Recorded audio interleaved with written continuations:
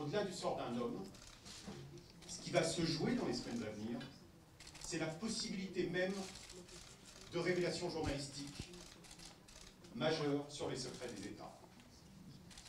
Soutenir Julian Assange pour RSF, c'est une obligation impérieuse pour tous ceux qui entendent résister à l'extension abusive du domaine du secret.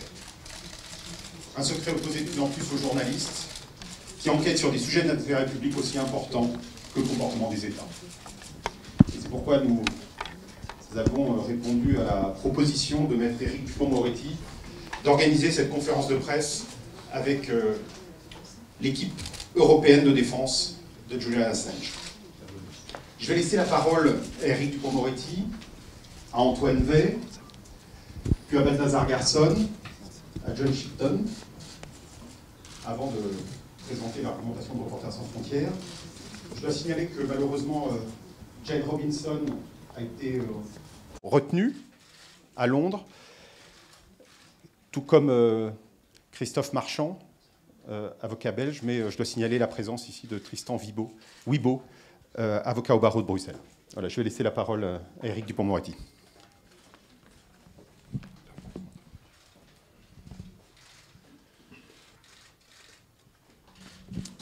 Mesdames et messieurs, nous sommes ici aujourd'hui réunis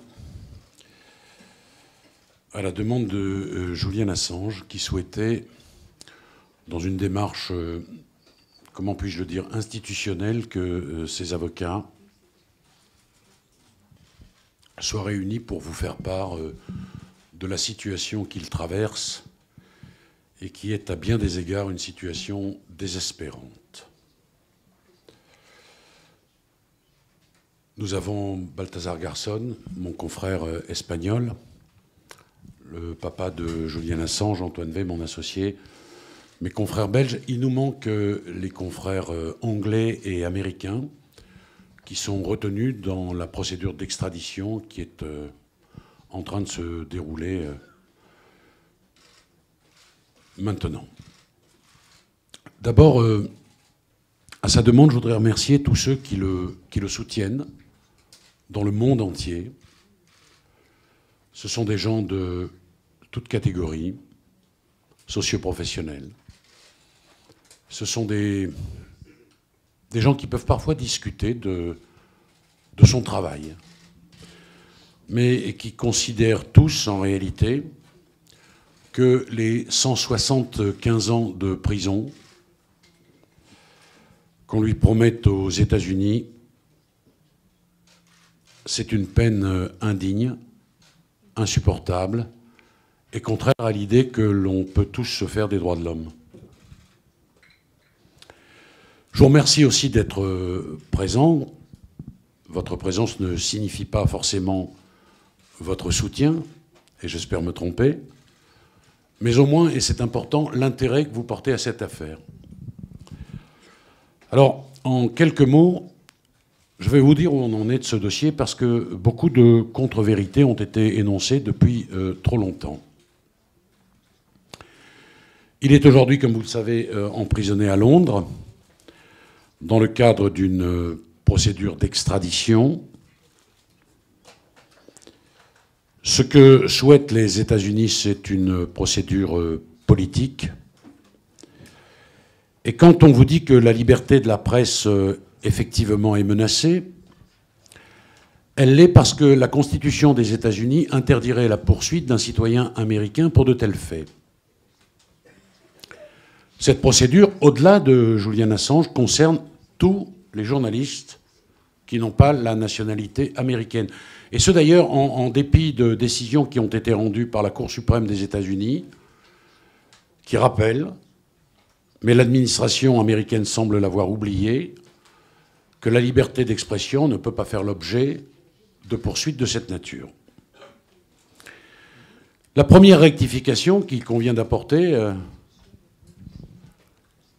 c'est pour vous dire que la procédure suédoise s'est terminée par un abandon des poursuites et que plus personne aujourd'hui ne peut sérieusement ternir l'image et la personnalité de Julian Assange. Des observateurs internationaux ont d'ailleurs porté un regard scrupuleux sur cette procédure et elle fait l'objet d'un certain nombre de critiques acerbes. Il n'y a plus de procédure suédoise. On va tout de même rappeler ce que il a permis de révéler. Il a permis de révéler en France que Jacques Chirac, Nicolas Sarkozy et François Hollande avaient été espionnés par les Américains. Ça n'est pas rien. Il a permis de révéler également que Pierre Moscovici et François Baroin, deux ministres français de l'économie, avaient fait l'objet d'une opération d'espionnage économique conduite par les États-Unis. Il a permis la diffusion d'une vidéo qui s'appelle Collateral Murder. C'est une bavure de l'armée américaine en juillet 2007 à Bagdad, au cours de laquelle 18 civils, dont 2 journalistes de Reuters, ont été tués lors d'un raid aérien. Et si certains d'entre vous peuvent douter de l'intérêt d'une telle publication, qu'ils se reportent à cette vidéo, qu'ils la regardent, on y voit des soldats rire au moment de la commission de ce qu'il convient de qualifier de meurtres au pluriel contre des civils. Il faut qu'il paye le prix de cela. Et ce qu'il encourt aux États-Unis qui le réclament, je l'ai déjà dit, c'est 175 ans de prison. Nous allons saisir, avec nos amis belges, car on travaille ensemble dans cette affaire, la Cour européenne de sauvegarde des droits de l'homme. Bien sûr. Pour des raisons techniques, cette juridiction a déjà été saisie. Elle s'est pour le moment déclarée irrecevable, mais nous allons la saisir sur un autre fondement, bien sûr. Je voudrais, à cet instant, évoquer les violations patentes des droits de l'homme telles qu'elles résultent déjà, hélas, du dossier dont nous avons pris connaissance. D'abord, le rapporteur spécial des Nations Unies sur la torture, le Suisse Nils Metzer, a rencontré Julian Assange le 9 mai 2019. Il explique et il écrit qu'en plus des troubles physiques, M. Assange montre tous les symptômes d'une exposition prolongée à la torture, retenez ce mot si vous le voulez bien, psychologique. Cela inclut le stress extrême, l'anxiété chronique, le traumatisme psychologique. En novembre, il a estimé que la vie de Julian Assange était en danger. Le 26 novembre 2019, un collectif de 60 médecins indique redouter vraiment, l'adverbe est utilisé, sur la base des éléments actuellement possibles, que M. Assange puisse mourir en prison. Dans une résolution du 28 janvier 2020, toute récente, l'Assemblée parlementaire du Conseil de l'Europe rappelle que la détention et les poursuites pénales contre Julian Assange constituent un dangereux précédent pour les journalistes. En outre, et joindre à la recommandation du rapporteur spécial des Nations Unies sur la torture et autres peines ou traitements cruels, inhumains ou dégradants, qui a déclaré le 1er novembre 2019 que l'extradition de M. Assange vers les États-Unis doit être interdite et qu'il doit être libéré sans délai. Enfin, le 17 février 2020, 117 médecins ont signé une tribune dans la revue médicale The Lancet, revue scientifique que vous connaissez tous, déplorant la politisation des principes fondamentaux de la médecine, dont les implications dépassent le cas de Julian Assange. Nous demandons au gouvernement de mettre fin à la torture de Julian Assange et de lui assurer l'accès aux meilleurs soins avant qu'il ne soit trop tard. J'ai rencontré Julian Assange avec Antoine Wey. Nous nous sommes retrouvés face à un homme qui, je le dis, a des difficultés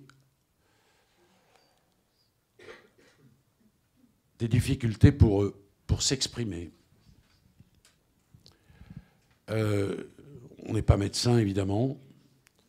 Nous étions accompagnés de notre confrère belge Le Marchand qui nous a dit « J'ai vu ses facultés diminuer. Il a de plus en plus de mal à parler. Il est parfois prostré. Et je voudrais ici, mon témoignage ne peut pas aller plus loin, vous faire part de l'inquiétude que nous avons ressentie lorsque nous lui avons rendu visite. Enfin, il a souhaité bien sûr constituer des avocats français,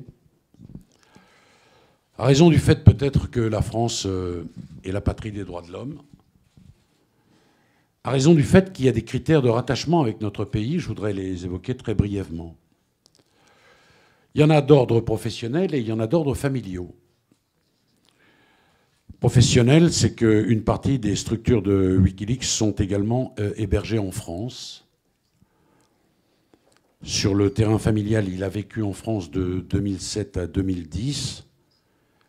Son deuxième enfant, toujours mineur, et la maman de cet enfant sont de nationalité française et résident en France. On travaille bien sûr sur la possibilité de demander aux autorités politiques françaises un asile politique. Notre Constitution le permet. Nous avons un exemple de ce que juridiquement ces choses sont possibles.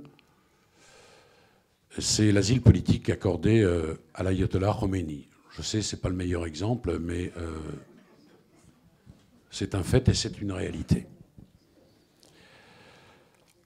Voilà ce que je voulais vous dire. Il y a beaucoup d'autres choses à dire, bien sûr, mais je vais céder la parole à Antoine Wey, puis aux autres confrères, et je pense qu'ensuite, nous pourrons, les uns et les autres, être soumis à vos questions si vous en avez. Je vous remercie de votre attention.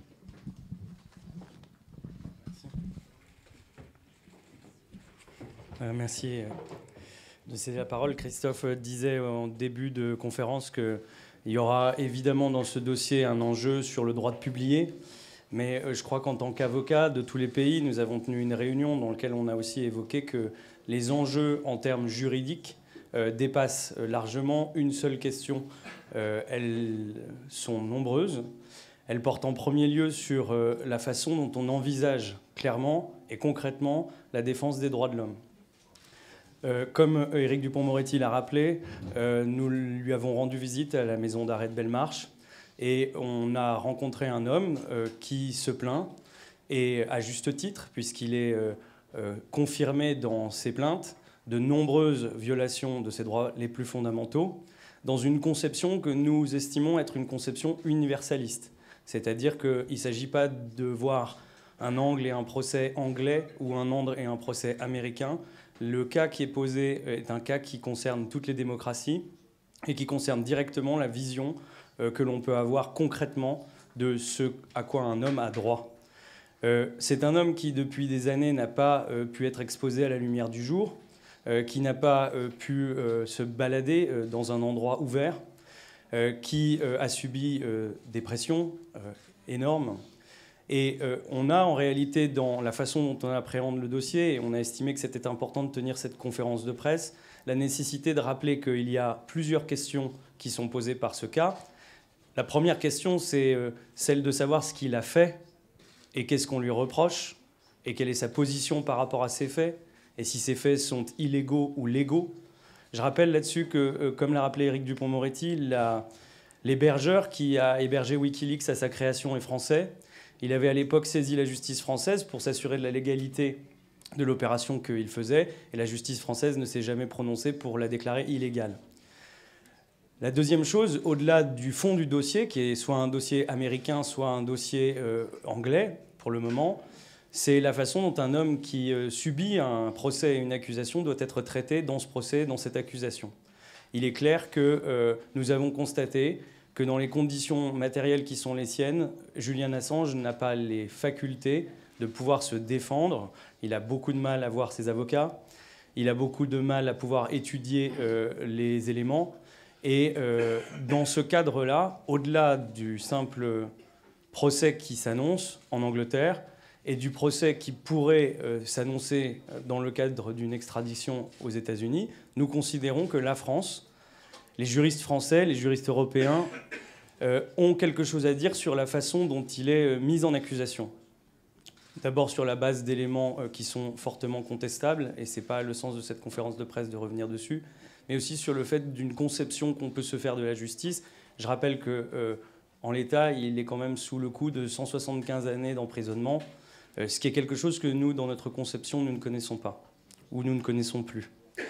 Donc nous avons initié, et c'était le sens de la démarche de Éric Dupond-Moretti, de réunir des confrères qui venaient de Belgique, Balthazar Garçon, qui est le coordinateur de cette équipe depuis déjà des années, et qui nous fait l'amitié d'être venu, et des juristes qui viennent de Belgique, qui sont des spécialistes notamment de la question des droits fondamentaux, plus les juristes anglais qui se penchent depuis de nombreuses années sur la question de Julian Assange dans un contexte nouveau qui est aujourd'hui celui de son extradition vers les États-Unis, pour dire que nous réfléchissons collectivement aux moyens juridiques qui pourraient assurer sa protection de manière concrète.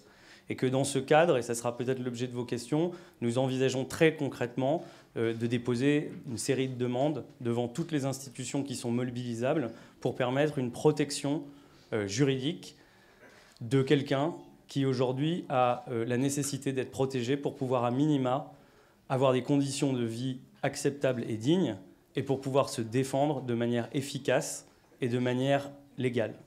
Donc nous allons laisser la parole à Balthazar Garçon qui va pouvoir présenter sa vision du dossier, qui est un dossier qu'il connaît très bien depuis de nombreuses années. Et on le remercie d'être avec nous aujourd'hui.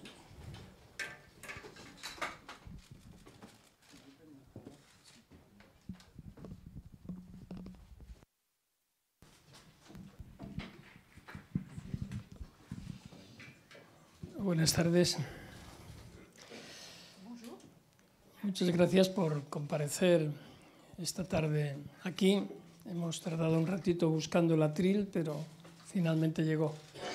Je suis ravie d'être ici cet après-midi. On a mis un peu de temps à trouver le pupitre, mais il est là.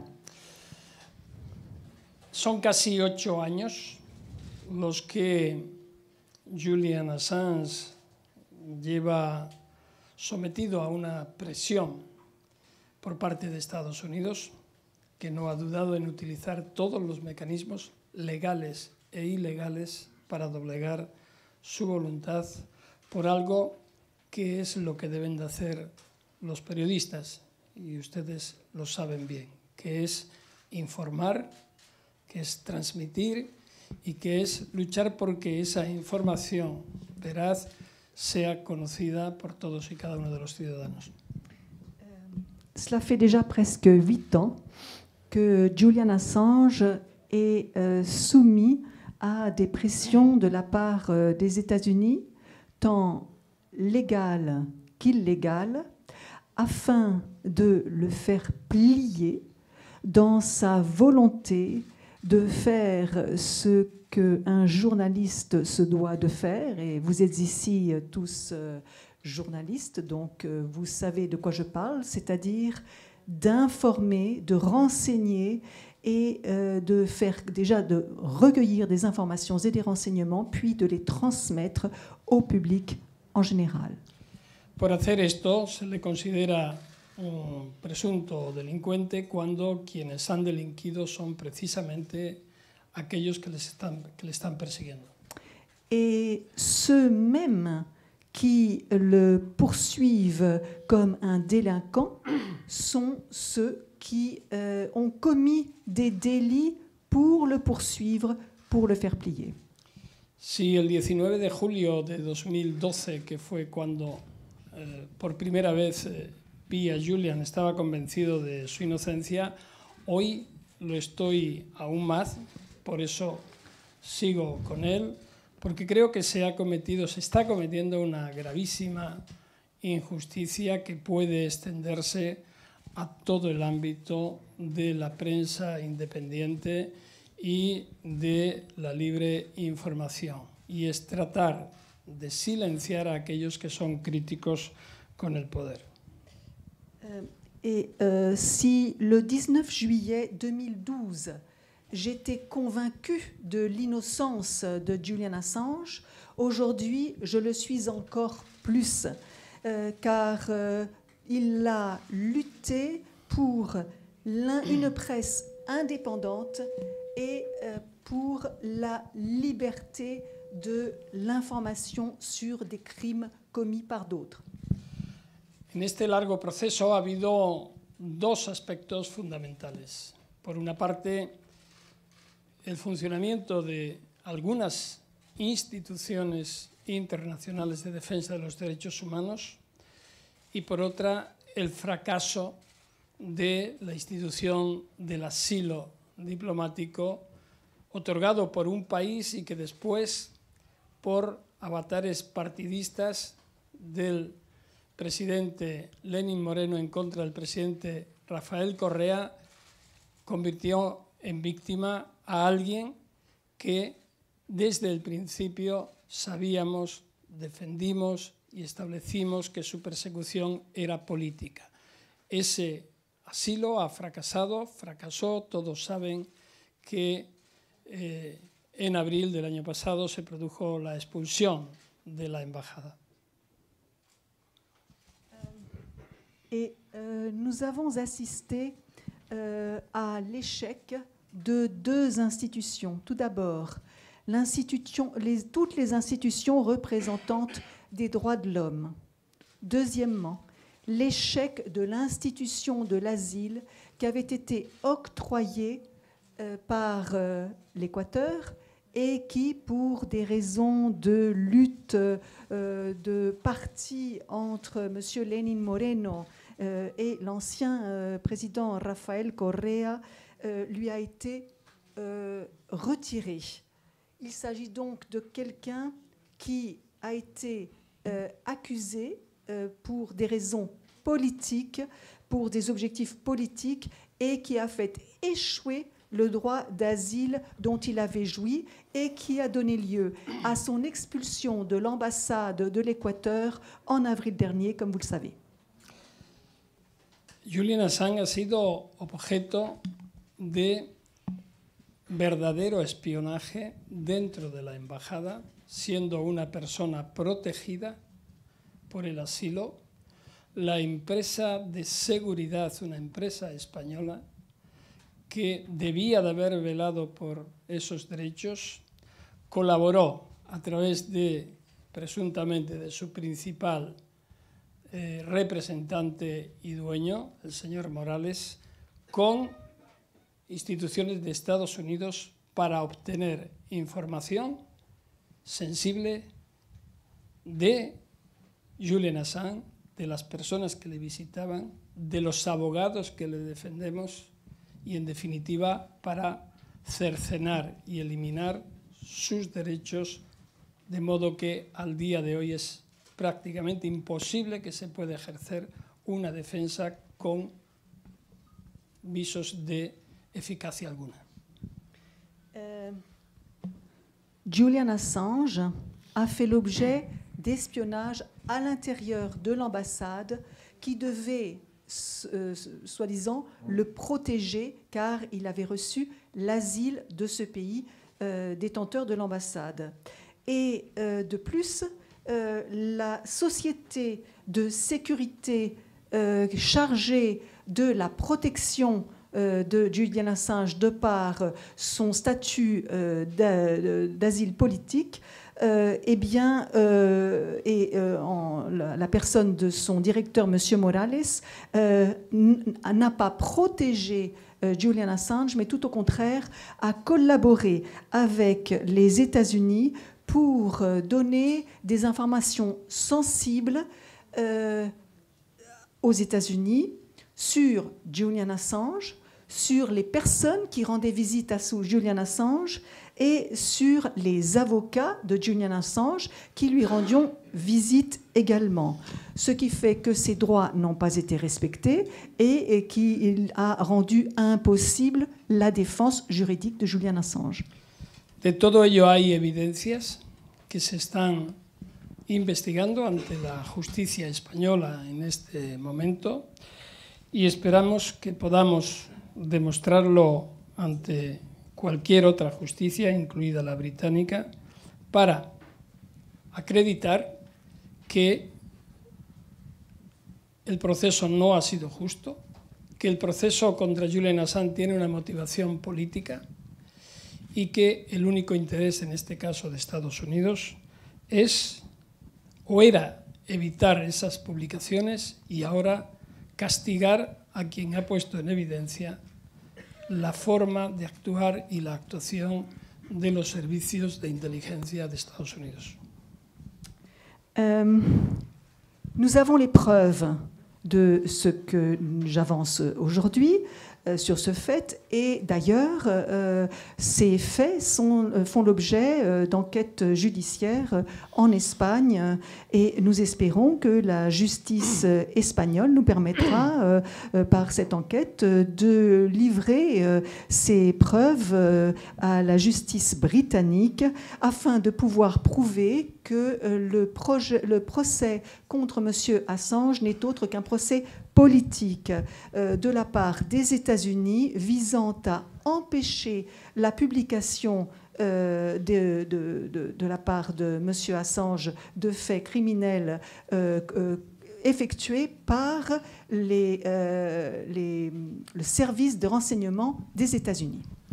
Gracias a una labor minuciosa que por fin podemos estar haciendo en relación a ese material que está ya a disposición judicial y al excelente trabajo que mi colega abogado Aitor Martínez ha hecho en este caso, podemos decir que de forma sistemática en los últimos años se han estado violentando todos los derechos de Julian Assange. Por otra parte, se le ha intervenido toda la documentación que tenía en la embajada y el gobierno de Ecuador, de Lenín Moreno, a petición de la justicia norteamericana, está utilizando dicha documentación para entregarla a Estados Unidos cuando era la documentación de defensa del propio Julian Assange. Actuellement, nous sommes en train de faire un travail très minutieux d'étude du matériel qui est à disposition du pouvoir juridique en la personne de l'avocat Aitor Martínez et qui a dévoilé par cette étude de tout le matériel qui est en notre pouvoir qu'il y a eu une violation des droits de Julian Assange systématique, étant donné que toute la documentation qui était au pouvoir de Julian Assange lui a été prise par la décision du président Lenín Moreno, du président d'Équateur Lenín Moreno. Et le président de l'Équateur, Lenín Moreno, a donné cette documentation de Julian Assange aux États-Unis, à la demande des États-Unis. Donc, celle-ci ne devrait pas être en possession des États-Unis, mais bien en possession de Julian Assange. Nuestro colega Carlos Poveda, de Ecuador, está trabajando en este caso y les puedo decir que a lo largo de toda mi vida profesional no he visto una violación sistemática de todos los derechos de la víctima, porque así consideramos a Julian Assange como en este caso. Et je dois dire que notre confrère Carlos Poveda travaille d'arrache-pied à ce sujet, sur le sujet de la documentation. Et je dois dire, moi, de mon côté, qu'en tant professionnel du droit, je n'ai jamais vu de toute ma vie une telle violation systématique des droits de la victime qu'est Julian Assange.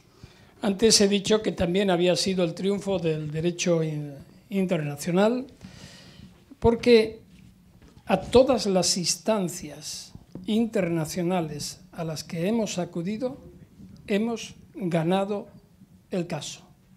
El grupo de trabajo de detenciones arbitrarias, el alto representante de Naciones Unidas, la Corte Interamericana de Derechos Humanos, el relator contra la tortura, el relator de privacidad, el relator de sanidad, es decir, todos y cada uno de los instrumentos internacionales a los que Julian Assange ha acudido a través de sus equipos de defensa han sido favorables. Sin embargo, ha habido una cerrazón, una negatividad absoluta de los 3 gobiernos inicialmente afectados, que eran Estados Unidos, Suecia, Gran Bretaña. En aquel entonces Ecuador era país otorgante de asilo y finalmente en este momento también se unió a no cumplir esos requerimientos internacionales.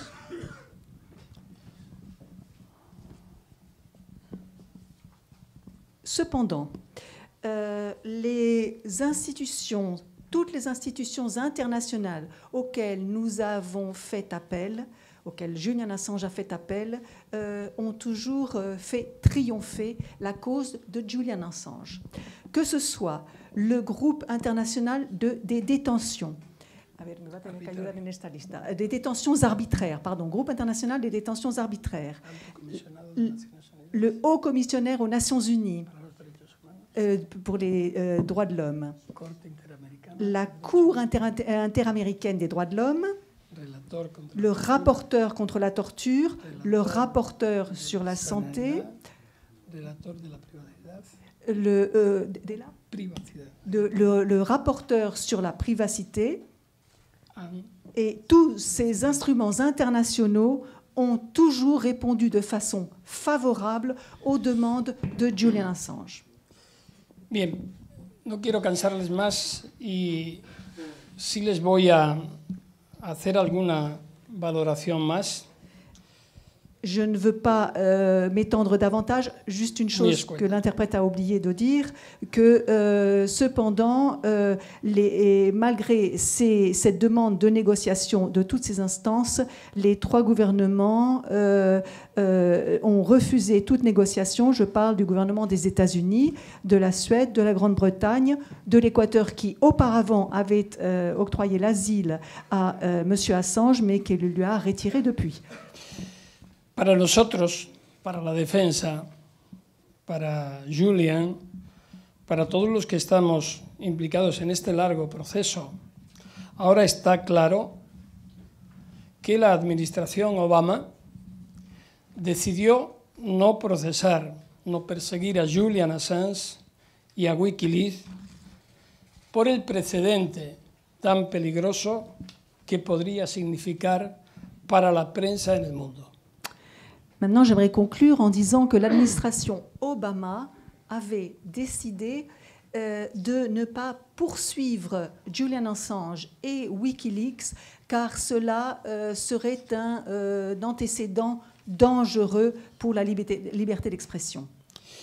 En enero de 2017, la campaña a favor de Julian Assange y de Chelsea Manning fue muy exitosa. Y el presidente Obama liberó y conmutó la pena de prisión de Chelsea Manning.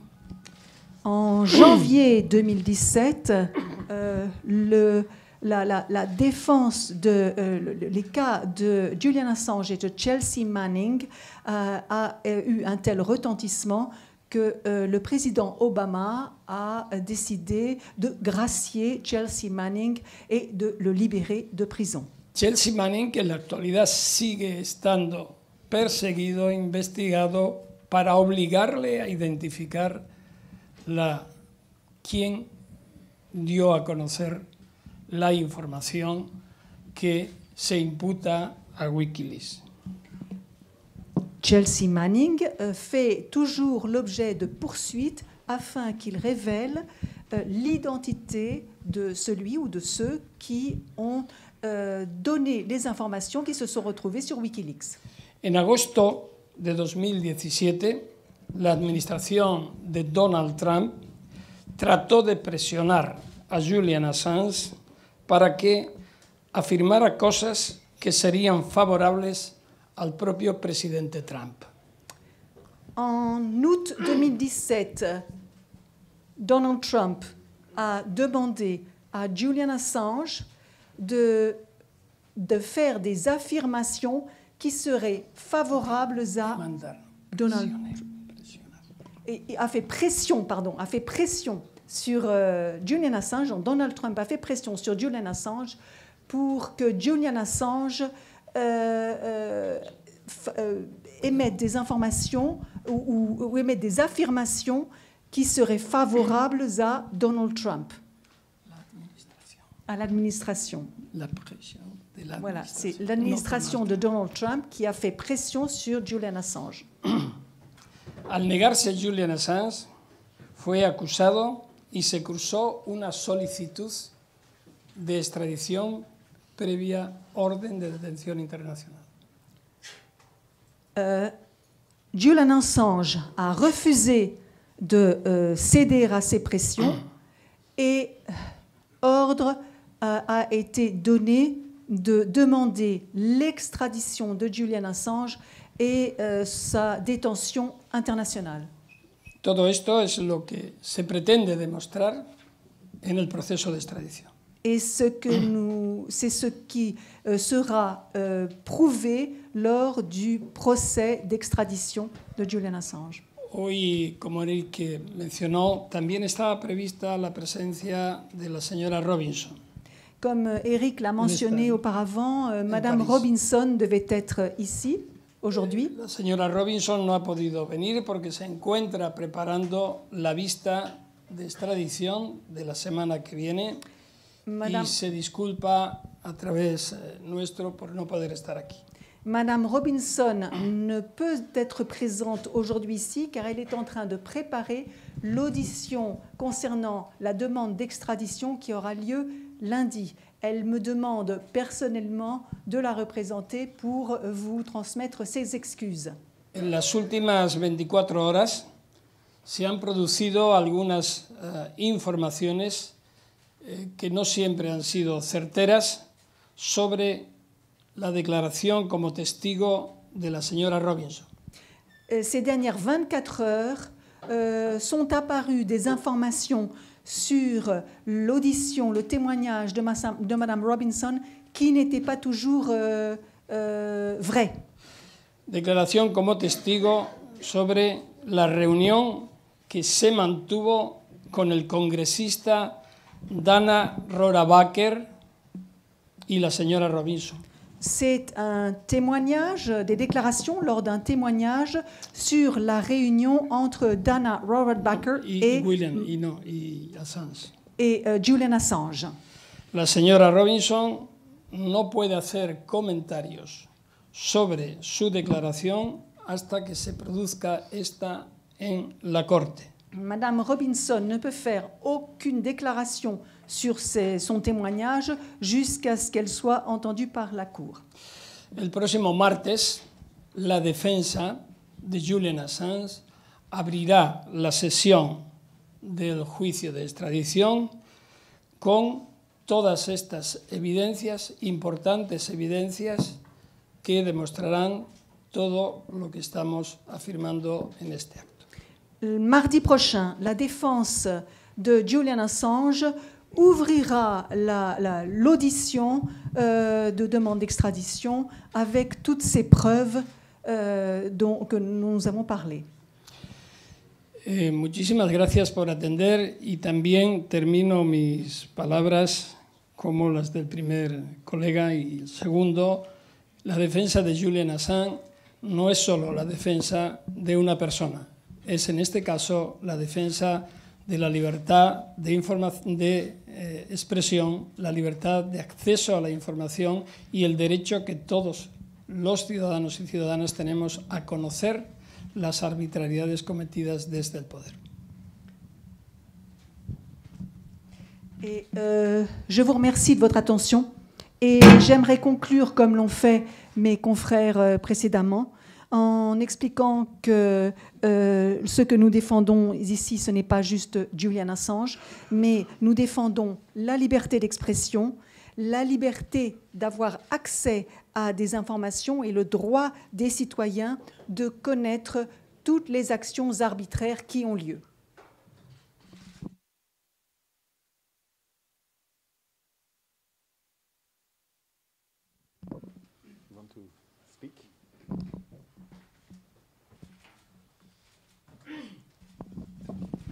Ladies and gentlemen, I'm Julian's father.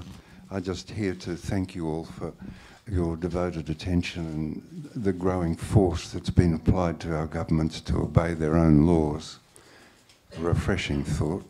And I want to thank Eric and Balthasar and his teams for such brilliant people assembled together to defend Julian in the first place, and in the second place to defend the right of us to read and to discuss among ourselves where things are going and how to make decisions based upon information that we can feel is genuine. Sometimes you see a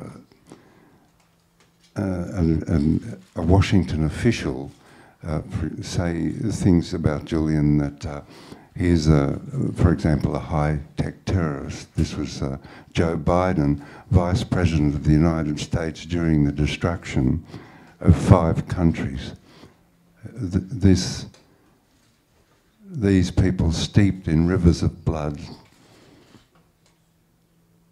crime after crime, millions of refugees, saying such things about Julian is beyond grotesque. It's perverted.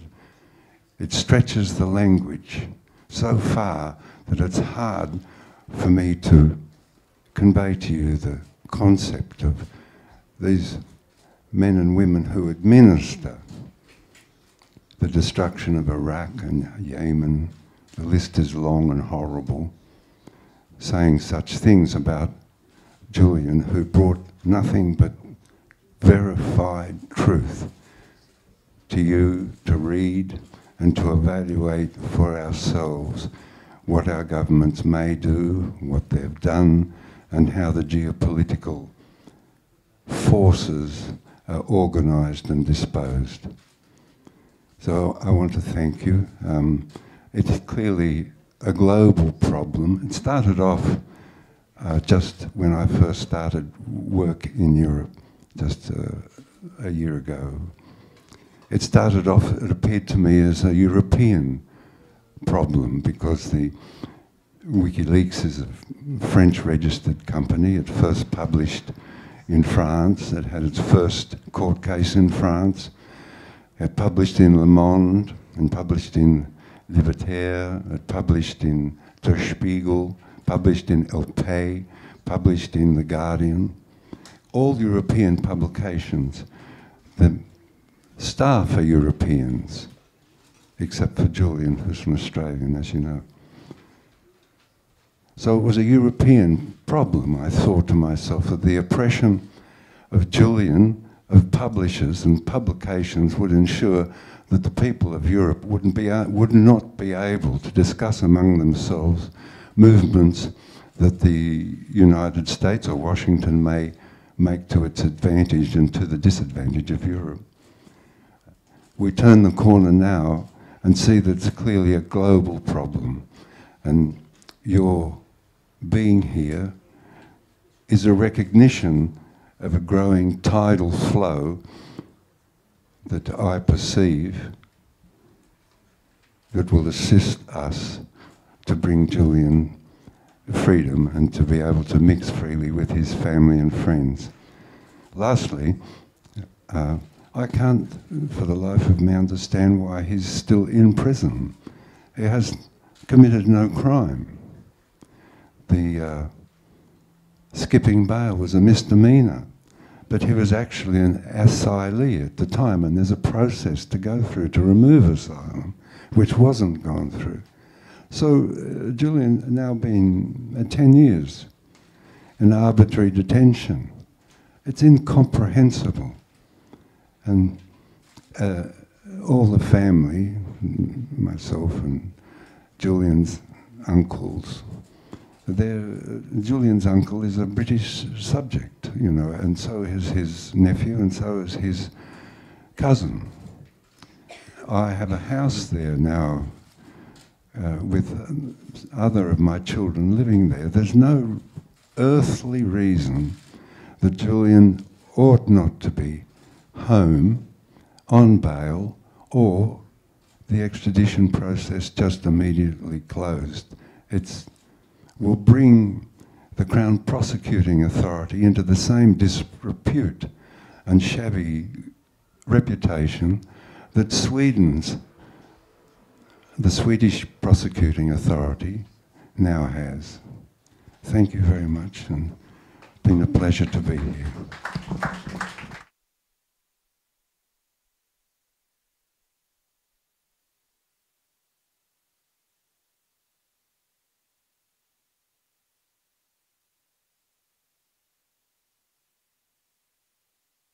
Dans quelques instants, nous passerons à la séance de questions-réponses, après des éléments de présentation qui méritaient, pour entrer dans les détails, dans une telle durée. Je vais présenter juste quelques arguments au nom d'une organisation qui a pour mandat de défendre la liberté, l'indépendance et le pluralisme du journalisme. Pour avoir rencontré à plusieurs reprises et eu des conversations longues avec Julian Assange à l'ambassade d'Équateur à Londres, je peux témoigner de son idéal s'agissant de l'information libre. Nous savons que le personnage de Julian Assange peut susciter des sentiments divers, que certaines de ses positions ont pu surprendre, y compris ses amis. Mais ce n'est pas la question. Dire si Julian Assange est un héros ou un saint, ça n'est pas la question. Dire qu'on aime ou qu'on n'aime pas Julian Assange, ça n'est pas la question. Accepter ou pas qu'une contribution majeure au journalisme soit assimilée à de l'espionnage, ça c'est la question. Et disons-le clairement, Julian Assange a apporté une contribution majeure, historique, au journalisme. Inutile de rappeler la liste des partenaires médias. Le Monde, le Spiegel, New York Times, El País, l'Espresso, etc. La vidéo Collateral Murder, révélant la mort de 18 civils et d'une équipe de journalistes de Reuters. Le travail de Julian Assange pour la révélation de cas de torture, d'enlèvement, ne relève à l'évidence pas de l'espionnage. Accuser Assange d'espionnage pour ce travail-là, c'est faire peser pour l'avenir, sur les médias, sur le journalisme, une menace terrible. Le mot n'est pas trop fort. Assange fait l'objet d'une persécution politique et judiciaire qui l'a obligé à se réfugier pendant 7 années à l'ambassade d'Équateur et qui est la cause de son maintien en détention. Assange est poursuivi par les États-Unis sur le fondement d'une loi rétrograde, l'Espionnage Act, pensée pour des temps de guerre et qui pourrait amener à ce qu'il soit condamné au total à 175 ans de prison. Nous demandons à la justice américaine, à l'administration Trump, de mettre fin à cette procédure de grand jury qui, aujourd'hui, apparaît aux yeux du monde comme un jeu de dés pipés. Nous leur demandons de clore cette procédure qui ne fait pas honneur au pays du premier amendement. Où est le premier amendement ?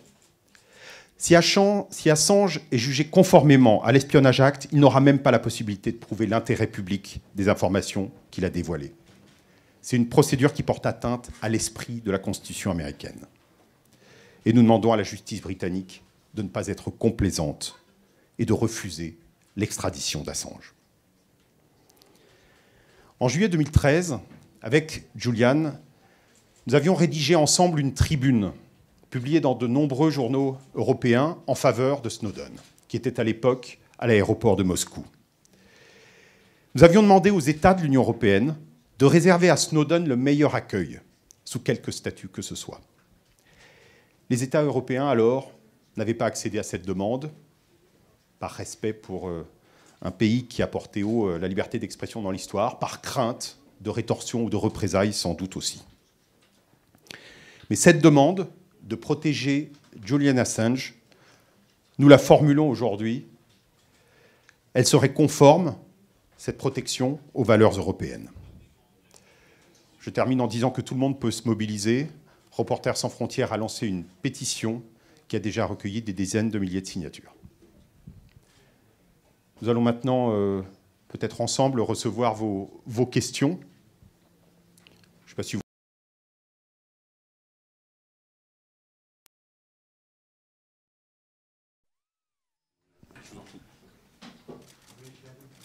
Ah, ok, tu le... Il est précieux, on l'a. Ok. Bien, ouais. Bah, venez, oui.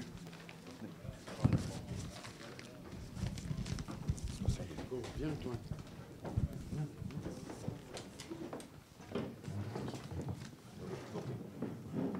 Monsieur Dupond-Moretti, Salomé Lombard, la télévision allemande ARD, qu'est-ce que vous avez agi concernant les dernières révélations à propos de l'échange entre M. Assange et l'ancien congressman américain sur le deal de Trump et les emails démocratiques? Je n'ai rien à dire de plus. Balthazar Garçon s'est exprimé. Il vous a dit qu'il y avait, pour des raisons qui tiennent à la procédure anglaise, une impossibilité pour nous de l'évoquer plus avant. Soyez un peu patiente.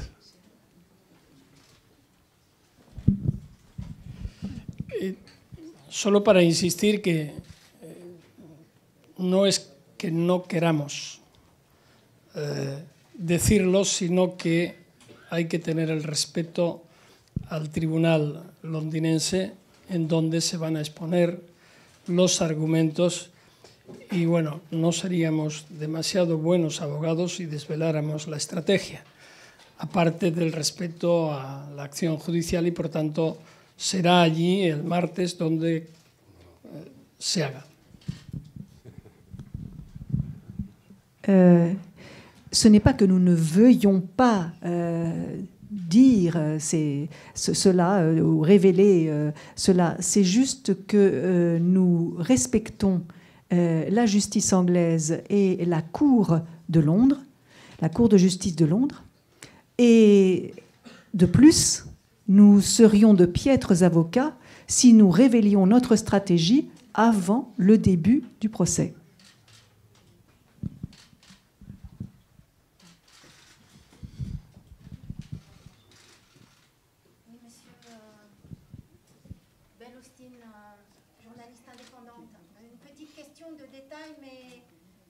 Qui a son importance.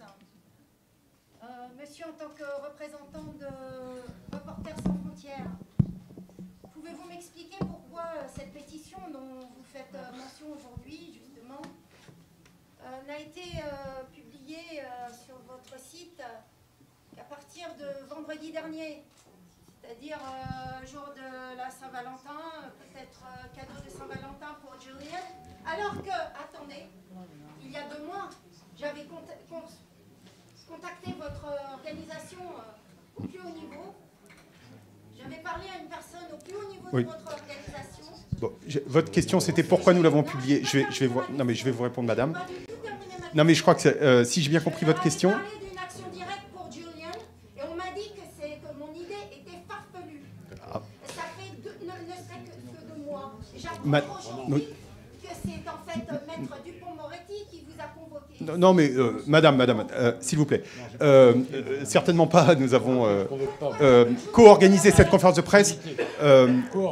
Si vous regardez notre site internet, que vous allez vérifier les archives, vous verrez que depuis très longtemps, depuis le début, Reporters sans frontières soutient Julian Assange. Nous avons, il y a quelques semaines, réitéré la position de Reporters sans frontières avant l'audience qui aura lieu lundi prochain, Et cette pétition a été lancée à quelques semaines de l'audience. C'était parfaitement logique. Okay. Non, merci, non, c'est merci bon. madame. Pardonnez-moi, on a d'autres questions. Voilà. Bonjour, Virginie. Je suis là, la chronique d'Amnesty International. J'aurais plusieurs questions, une à M. Dupond-Moretti et une au père de M. Assange. Pardon de la bêtise de la question, mais je l'ai vu évoquer nulle part. Alors peut-être que je n'ai pas regardé, mais est-ce que s'il y avait extradition, M. Assange serait-il menacé ou non de la peine de mort? Et si... Non, d'accord. Mais 175 ans de prison. Oui, d'accord. C'est long, mais... hein, surtout vers la fin.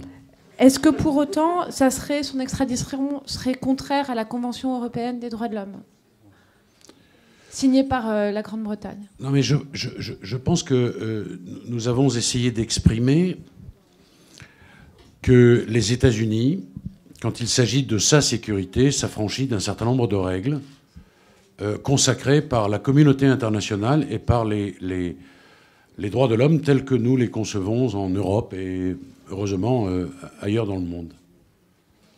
Guantanamo en est un autre exemple. Nous sommes face à une procédure dans laquelle, je le rappelle, et Balthazar Garson l'a dit, il n'a même pas accès autant qu'il le voudrait à ses avocats, pas davantage à son dossier, pas davantage à un ordinateur qui lui permettrait de travailler. Et puis il y a de vrais problèmes aussi sur les qualifications juridiques qui ont été retenues. Tout ça est politique. Et d'ailleurs, Balthazar Garson l'a merveilleusement illustré. Manning, qui avait été condamné à bénéficier d'une grâce. Et puis, quand l'administration Trump est arrivée au pouvoir, eh bien, la grâce s'est transformée en un véritable chantage au quotidien. C'est-à-dire qu'il y a une détention avec à la clé, si vous voulez.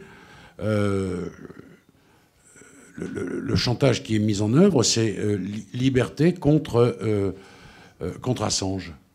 Bah, voilà, et d'autres choses sur lesquelles je ne veux pas rentrer ici, mais on a toutes les raisons d'être inquiets. La peine de mort, non, mais cette peine absolument ahurissante. Et d'ailleurs, au-delà de ce qu'il dit, parce qu'il conteste un certain nombre de choses qu'on lui reproche, essayer de trouver dans nos législations nationales, il y a plusieurs nationalités ici, comment on pourrait réprimer ces soi-disant atteintes à la sécurité. D'abord, je l'ai dit tout à l'heure, un Américain ne serait pas poursuivi. Un étranger ne devrait pas l'être, à raison de la jurisprudence de la Cour suprême des États-Unis. Mais aucun journaliste ici ne serait poursuivi pour de telles choses. Personne. C'est ça le côté absolument ubuesque et scandaleux de ce dossier. Et je ne peux pas vous en dire plus, sauf à développer le fond de la procédure. Mais on a de vraies inquiétudes. Oui, si cette extradition, compte tenu de surcroît de l'état de santé de Julian Assange, si cette extradition est prononcée, on a matière, tous, à être extrêmement inquiets. Oui. Okay, and just one question for the father Momento. Yeah, sure. No está prevista, no hay una petición en este momento de pena de muerte. Ese tipo de delito prevé la posibilidad, pero en todo caso hay una grandísima desproporción entre el hecho cometido, aun cuando se le calificara de delictivo, y la pena que le corresponde. Por otra parte, el propio relator contra la tortura ya alertó respecto de Chelsea Manning que había sido sometido a tortura y el riesgo de ser sometido también a tortura. La posibilidad de un proceso justo y con las debidas garantías ya es inexistente. Por tanto, ya no es cuestión de si hay mucha o poca pena. Es que cualquier acción judicial está contaminada absolutement. Alors, en ce qui concerne la peine de mort, elle n'a pas été demandée. Ceci dit, l'accusation faite donnerait lieu à une possible demande de peine de mort. Mais de toute façon, hormis cela, la peine demandée est totalement disproportionné par rapport à ce qui, les faits, les qualifications, oui. Et même s'il s'agissait de délit, ce qui n'est pas le cas, mais même s'il s'agissait de délit, ce serait de toute façon une peine absolument disproportionnée. D'autre part, le rapporteur contre la torture a bien indiqué que Chelsea Manning a été victime de torture pendant sa détention. Donc, il est tout à fait possible que ce soit le cas pour Julian Assange, et nous sommes par conséquent forcés d'admettre que dorénavant, le procès qui aurait lieu aux États-Unis ne serait pas un procès juste. Thank you.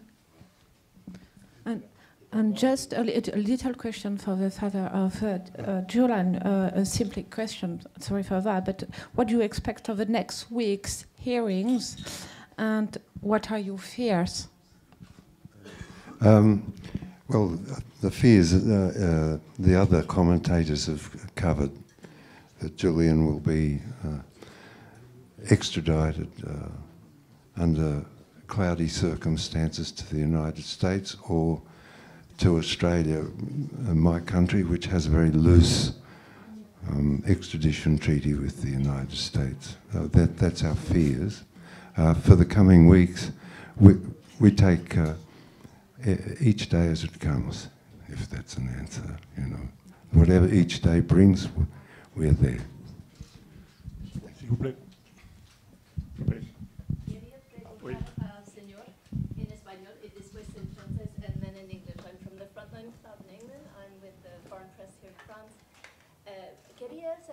Ayer en la prensa americana de Reuters, yo no sé, Huffington Press o CNN, que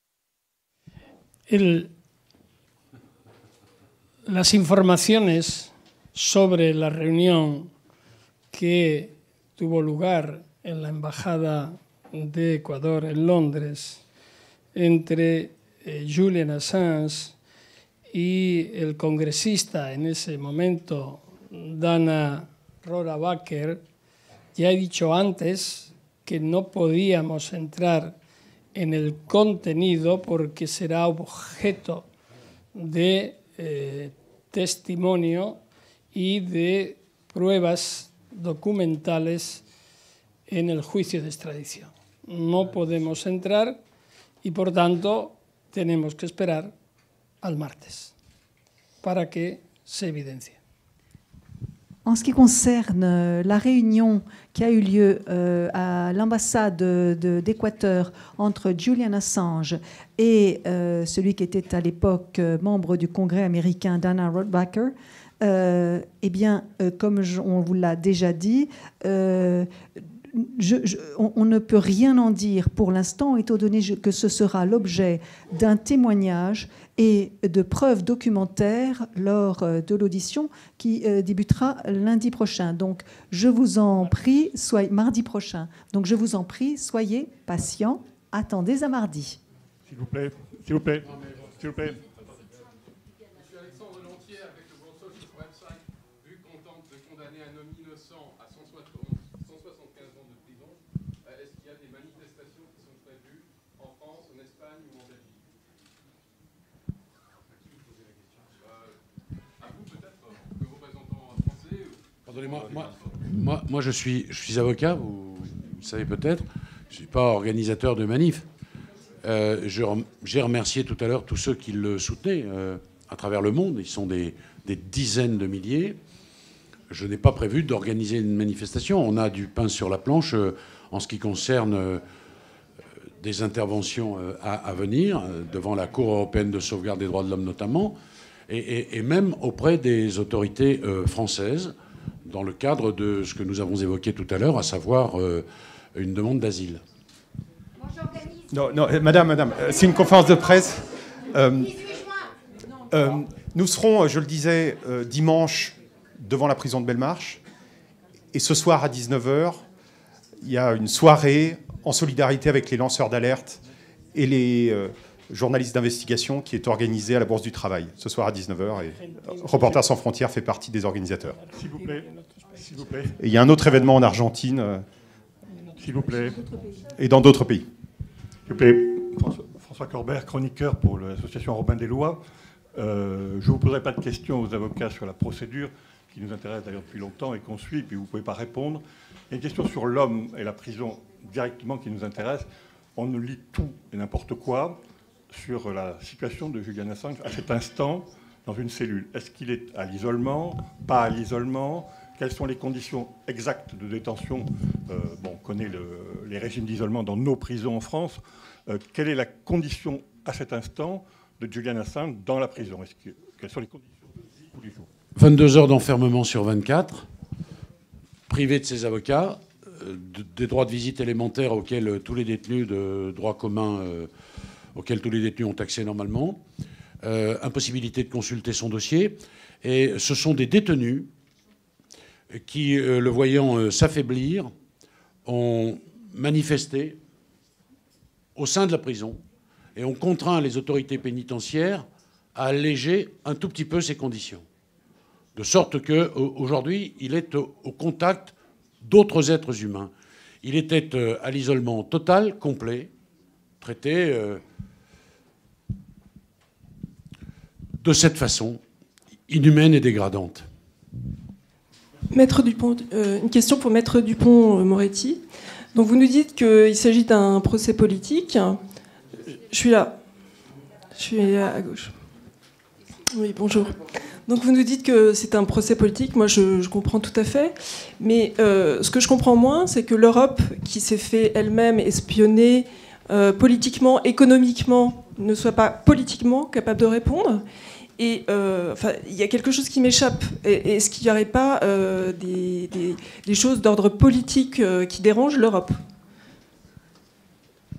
Demandez aux responsables européens, madame. Sans doute. Mais on fait le même constat. Pourquoi l'Europe, en tous les cas l'Europe politique, ne s'est pas davantage mobilisée? Est-ce que l'Europe politique n'est pas apeurée, tétanisée par l'administration américaine? Demandez aux différents responsables. Mais il y a forcément quelque chose de cet ordre. Nous, je ne sais pas. Moi, j'ai vaguement vu le rapport Mueller passer. Ouais. Bon, déjà, ça montre que celui qui est victime, en fait, est accusé.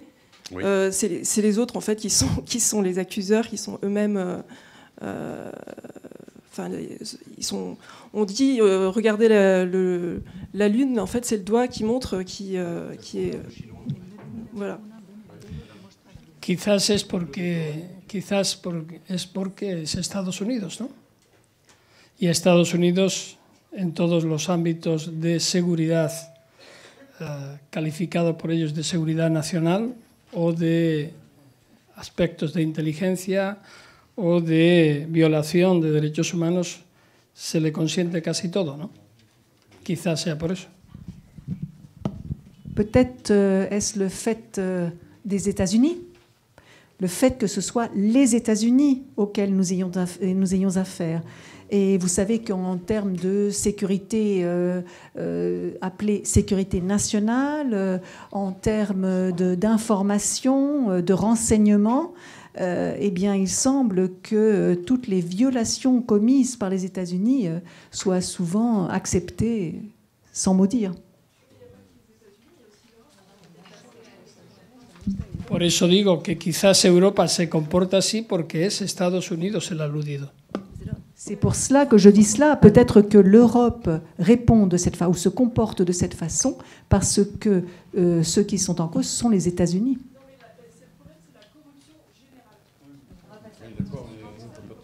Oui, alors. Pardonnez-moi, madame, je voudrais affiner ma réponse. Et je voudrais vous dire quelque chose de concret.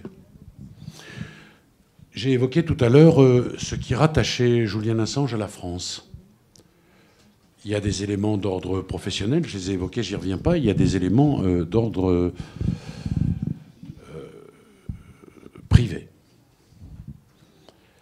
nous allons demander à rencontrer le président de la République. Dans les jours qui viennent, pour ne pas dire dans les heures qui viennent.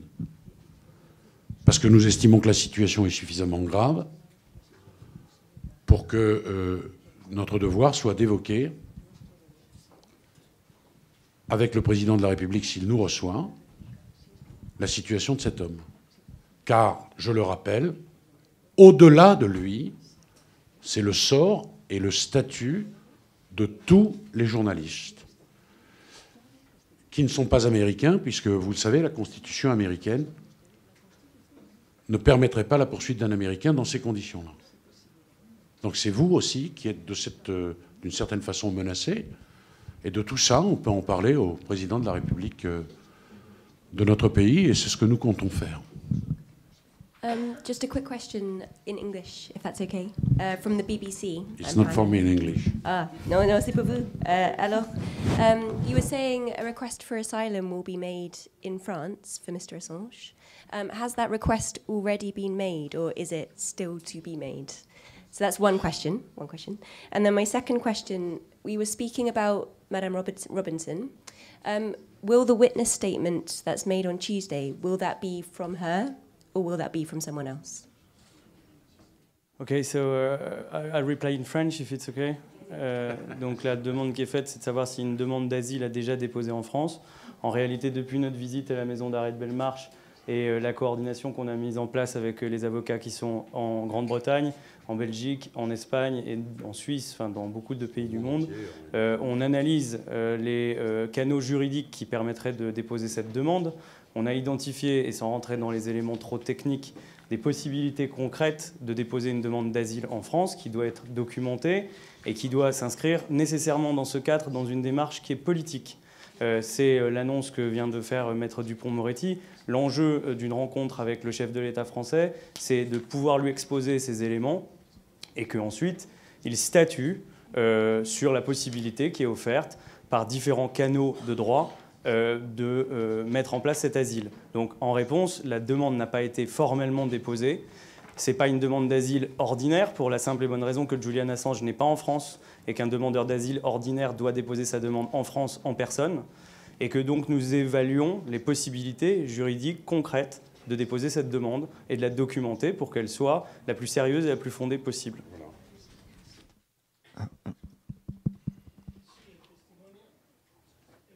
Testimonio será prestado por Jane Robinson. Oui, le témoignage sera celui de Madame Robinson. Bonjour, je m'appelle Rebecca. Je suis journaliste pour Al Jazeera et je voulais aussi poser mon question en anglais si ça ne vous dérange pas. A lot of these questions or arguments fall under the assumption that Assange is a journalist, but there's many who say that he's not a journalist, and that's up for debate. So what is your response to that? Moi, je vais déjà vous répondre au nom de Reporters sans frontières. D'abord, ce n'est pas une question absolument pertinente que de catégoriser. Une chose est sûre, c'est qu'il a apporté une contribution majeure au journalisme, quel que soit le statut qu'on lui attribue. Il a contribué à recueillir d'une source des informations qui ont permis des révélations absolument majeures. Donc, à ce titre, il est évident qu'il doit être défendu. Mais il a aussi reçu des prix. Je crois qu'un enjeu de la conférence de presse ici, c'était aussi de pouvoir apporter des réponses bien concrètes sur le dossier en lui-même et comment il se présente. L'affaire suédoise, des révélations qui sont parfois fausses, comme l'a rappelé Balthazar Garçon sur des dépositions ou d'autres, font que peut-être dans l'opinion française, il y a une confusion sur le rôle exact de Julian Assange, sur ce qui lui est reproché, et même, j'ai envie de dire, sur le fonctionnement de la plateforme Wikileaks. La question que vous posez, c'est une question importante, à savoir est-ce qu'il doit bénéficier de la protection qui est donnée à des journalistes, mais en réalité, ce n'est pas la question centrale.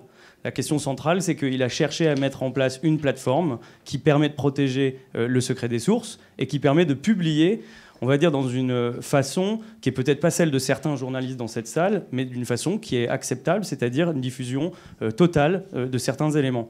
À ce titre, chacun, quand il comprend quelle est l'opération, peut donner la qualification. Est-ce qu'il est publisher? Est-ce qu'il est journaliste? Est-ce qu'il est militant? Ça, chacun le définit. En tout cas, ce qui est clair, c'est que l'infraction qui lui serait reprochée, et c'est ce qu'on a dénoncé, on tient à ce que l'opinion publique puisse la comprendre, on tient à ce que l'opinion publique ne fasse pas de mélange entre Julian Assange et d'autres affaires qui l'ont terni. Et je crois que le rapport du contrôleur international sur la torture le dit d'une manière très simple, tant sur la procédure suédoise que sur d'autres éléments. Et surtout, et le dernier point, c'est de dire que, quoi qu'il en soit, et quel que soit le statut qui lui est reconnu, il a affaire à un procès qui est totalement inédit.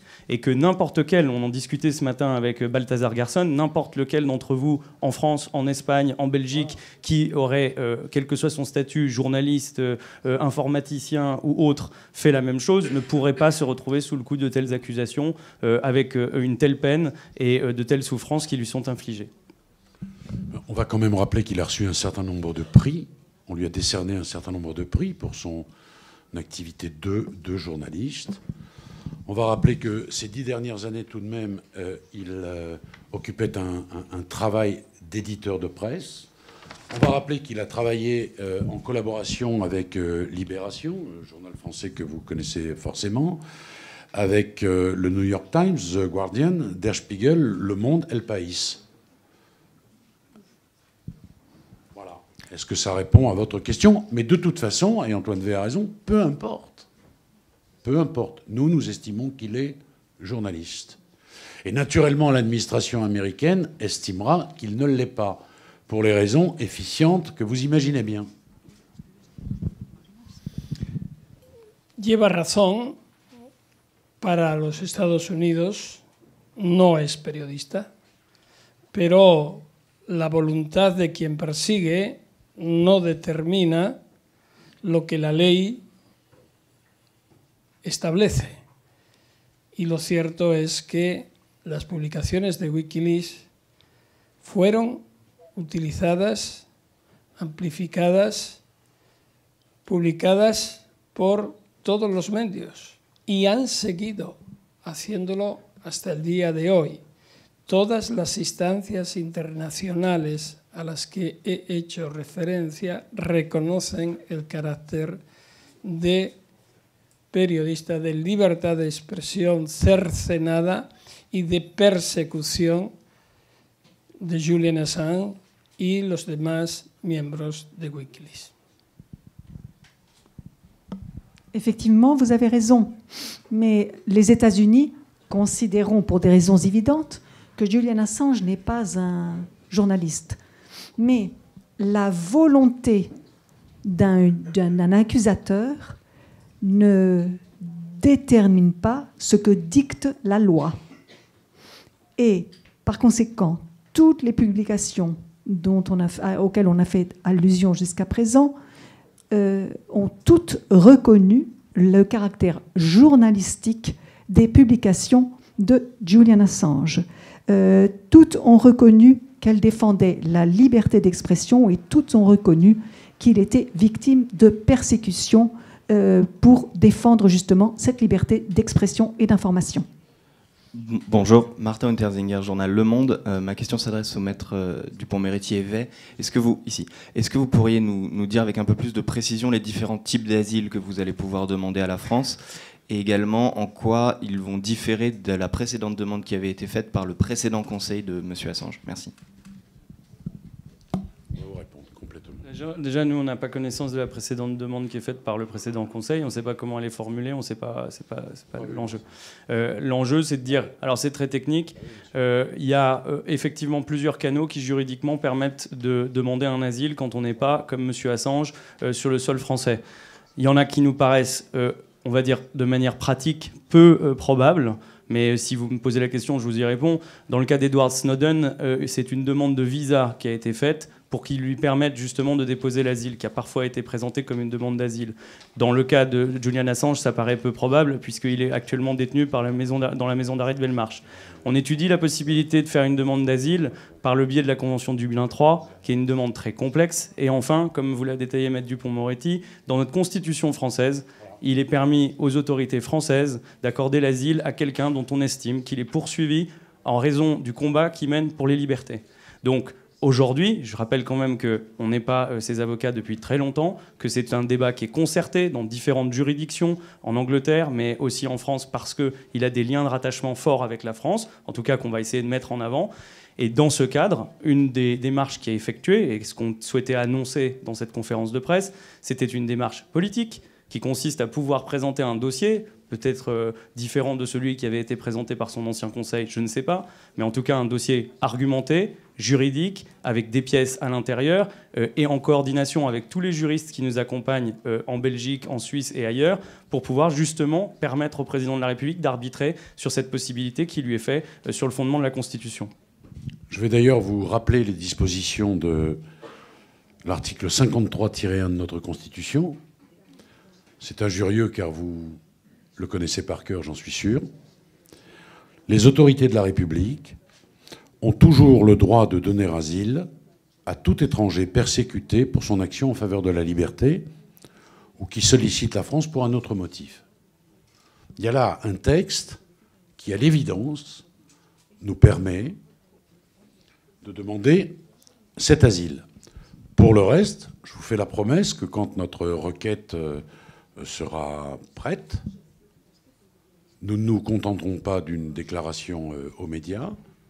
Vous aurez la requête entre les mains et vous la commenterez.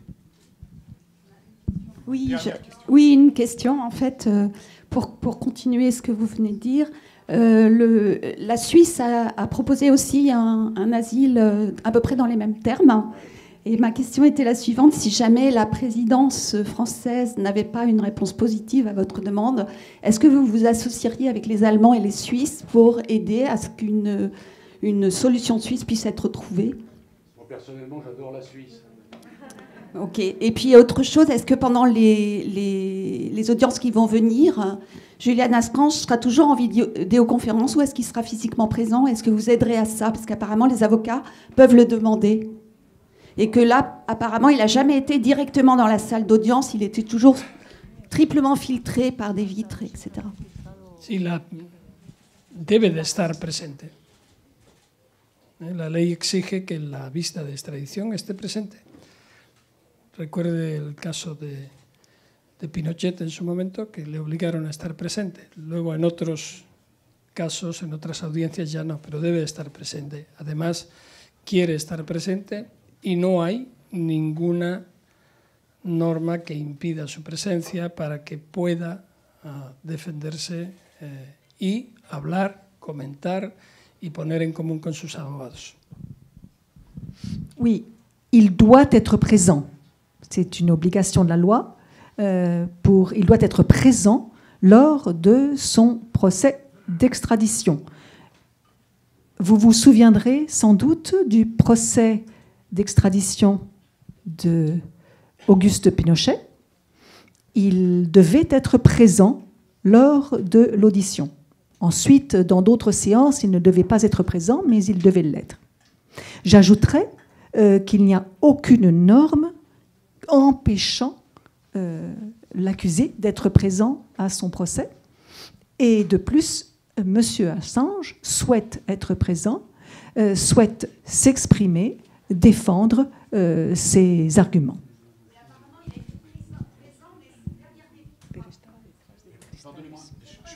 Sí, bueno, el que esté detrás de un cristal o no se debe a las normas que rijan en el tribunal.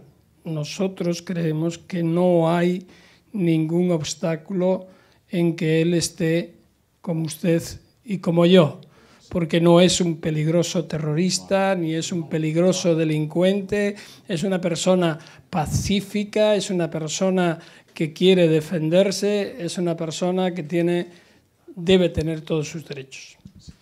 Oui, effectivement, il n'y a aucune raison. Et parfois, certaines normes font que la juridiction estime que la présence des vitres soit nécessaire. Dans ce cas-là, il n'y a rien qui fasse nécessaire cette vitre. Il ne s'agit pas d'un dangereux terroriste, il s'agit de quelqu'un de pacifique qui veut s'exprimer de façon pacifique et argumentée. Pardon, mais ce que vous évoquez, les filtres que nous avons évoqués aussi tout à l'heure, toutes les difficultés, etc., c'est la mise en scène totalement artificielle d'une dangerosité qui n'existe pas.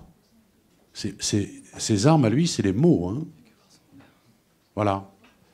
Et tout ce qui est entrave à cela, les précautions qui seraient au conditionnel prises pour ne pas qu'il comparaisse, ben, tout ça, ça procède d'une mise en scène qui est insupportable. Lo que sí vamos a pedir al tribunal es que no limite el derecho de defensa de Julian Assange. Por ejemplo, la acusación ha pedido la extensión de la audiencia, del tiempo de audiencia, de la primera audiencia, de 2 a 4 horas para presentar el caso. Eso deja solo media hora a la defensa en la primera sesión. Creemos que eso atenta a la igualdad de partes en el proceso. Par contre, ce qui est important, c'est de préserver, de protéger le droit de l'accusé à sa défense.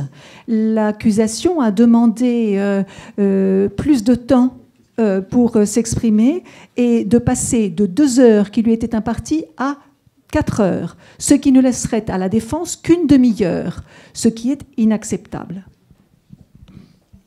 Et autre chose, madame, je souhaite, et je pense que tous les avocats souhaitent, que les juges qui vont rendre cette décision qui scelle son avenir, hein, le voient comme nous l'avons vu, avec les dégradations que nous avons pu constater. Ça me paraît extrêmement important, ça. Alors moi j'ai une question. Alors, pardon, une toute dernière question et alors, ensuite. Je suis Véronique Pidance-Barrière et je travaille pour. Madame, pardon. Pardon. Une question ici. Oui. Et qui sera la dernière. Je suis désolé. Je suis Véronique Pidance-Barrière. Je travaille pour plusieurs médias. Une question à poser à la fois à M. John Shipton et à la fois à M. John Shipton est propriétaire des noms de domaine. Oui, des noms de domaine Collateral Murder et Wikileaks.org. Il a été incriminé en 2008 dans une affaire par la banque Julius Baer, dans une affaire de fuite de comptes bancaires et de comptes Caïmans. Il a été jugé en 2008 par la cour californienne, par le juge Jeffrey White. Donc ma question est, en liberté de la presse, la responsabilité, c'est à celui qui est propriétaire des noms de domaine ou propriétaire du journal. Monsieur John Shipton a été incriminé une première fois pour avoir fait fuiter des renseignements. Quelle est votre question? Pourquoi n'est-il pas incriminé dans l'affaire Julian Assange? Julian Assange n'est pas... Je pense que ça n'est aucune des personnes ici de répondre à une question. C'est quand même un procès officiel. Par ailleurs, excusez-moi, j'ai une autre question. Mon autre question s'adresse au juge Monsieur Garson, à Maître Garson. Monsieur Andy Muller, qui est président de la Vauland Stiftung, qui donc pilote le projet Wikileaks et la Fondation Courage, a fait fuiter des images qui étaient dans l'ambassade d'Équateur, qui ont été prises dans l'ambassade d'Équateur. J'ai une question, monsieur, je la pose. Pouvez-vous me dire comment des images qui sont utilisées dans une affaire à charge qui n'est pas encore traité, peuvent circuler dans un congrès, le congrès du Chaos Computer Club, où on y voit M. Garson, M. Pilger, M. Muller, danser dans l'appartement du 311 Crescent Street. Voilà mes questions. Tendría que preguntarle al señor Miller, porque yo le aseguro que yo no las he dado, ni siquiera he visto esas imágenes. Por tanto, no, bueno, pero yo no las he visto. ¿Usted las ha visto? Yo no las he visto. No, imposible. Yo sé lo que hago. No me diga lo que yo tengo que hacer. Yo le digo que yo no las he visto. No digo que no existan. Y su pregunta, ¿cuál es? ¿Que por qué existen esas imágenes? Mais je suis désolée, je ne peux pas parler. C'est à Monsieur Muller qu'il faut poser la question. Moi, je n'ai pas vu ces images. Donc, je vous dis juste que moi, je sais ce que je fais. Je sais que je n'ai pas vu ces images. Alors, vous pouvez le demander. Madame, est-ce que vous pouvez nous dire, à quel média vous travaillez? un momento. Estamos hablando de libertad de expresión, ¿verdad? Me extraña sobremanera que un periodista, con el máximo respeto a todos los periodistas, diga que cómo obtienen periodistas esas imágenes. No sé, me parece que, al menos en España, si no hay un secreto de causas judiciales, toda la información es accesible. Ce qui m'étonne, c'est qu'un journaliste, une journaliste, qui se présente parmi les représentants d'une profession pour laquelle j'ai un profond respect, demande d'où un journaliste a reçu ces informations. Donc, quelle est sa source d'information? Ça me surprend. En Espagne, à moins que ce ne soit dans un dossier secret, donc objet d'un procès, toute information peut être accessible à tous. Merci beaucoup. John, do you want to say a word? No, just thank you, everybody. It's been a pleasure to be here, and hope to see you all at the next rally. Merci à vous, cette conférence de presse est terminée.